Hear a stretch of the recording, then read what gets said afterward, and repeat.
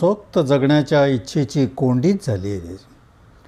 Herbert स्पेन्सरच्या अस्तित्वाच्या धडपडीसाठी, ज्याला struggle for existence म्हणतात, त्याला द्याव्या लागणाऱ्या संघर्षापेक्षा हा संघर्ष जरा वेगळा आहे. व्यक्तीनं संरक्षणासाठी समाज निर्माण केला. समाजाचं अधिराज्य मानवावर आलं.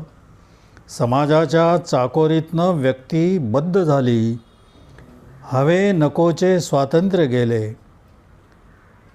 मन बाह्य ईश्वरानं आनंदासाठी जन्माला घातलं. ही समज बोलण्यापुरतीच राहिली. कोणती समज लक्षात आली का? की ईश्वरानं आपल्याला आनंदासाठी जन्माला घातलं आहे. हां, बरं, ऐका.